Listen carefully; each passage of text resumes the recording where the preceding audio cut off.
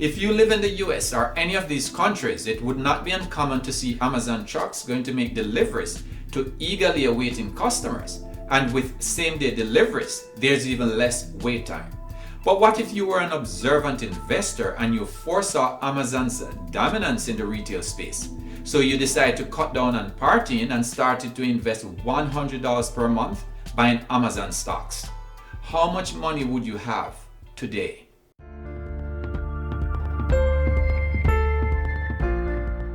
There's a reason Amazon stock has performed the way it has over the years. The company relies heavily on technology and automation in order to reduce costs and increase efficiency. They are constantly innovating and expanding into different revenue streams. In 2008, they acquired Audible, Kiva Systems in 2012, Whole Foods in 2017, and Ring in 2018. And these are just some of the companies it has acquired over the years.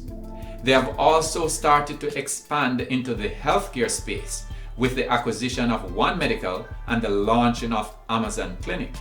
And did I mention that they are the world's largest online retailer and the second largest retailer overall, second only to Walmart. In 2022, they generated over $500 billion in total revenue, with online sales accounting for $220 billion. And that is less than half of its total revenue. So it means that the retail giant is generating more of its total revenue from non-retail sales. The average person might not know that Amazon also offers web services. And I don't just mean storage for your photos and videos, but large-scale cloud computing services. They provide these computing services to companies like Netflix, BMW, Disney, GE, and even the CIA. So your favorite retailer for everyday items also provides cloud computing services to the CIA. If you use the internet, there's a good chance that you might be using Amazon's web services without even knowing.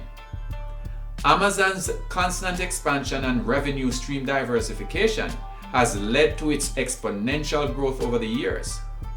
Amazon's 2023 Q2 earnings shows a 10.9% increase in revenue over the same period last year and a $6.75 billion in profits. Today, Amazon has a market cap of over $1 trillion and is currently one of only 4 US companies with a valuation of more than $1 trillion. As Amazon's revenue grows, so does its stock price. So it's no wonder the stock price has been steadily rising over the past 10 years. Since the start of this year, the stock price has increased by over 60%.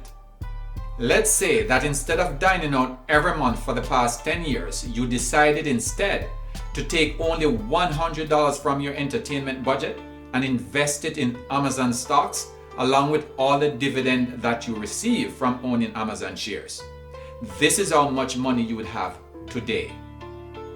So if in January 2013, you started investing $100 each month, you would have acquired a total of 7.533 shares with your first $100 investment. Your total investment for the 10-year period would be $12,900. At the end of the 10 years, you would have acquired a total of 326.882 shares, and your total return would be $32,990, or a 255% return on your investment. You would have a total of $45,890 in your account. Now let me say that this is not an endorsement of Amazon stock, and that past performance is no guarantee of future returns. I do own Amazon shares, but this video is not to sell you on why you should or should not invest in Amazon, but instead to draw attention to the compounding potential of investing.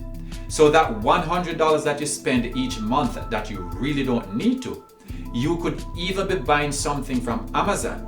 You could instead use it to invest for the long term. I'm going to be doing more videos like this on different publicly traded companies.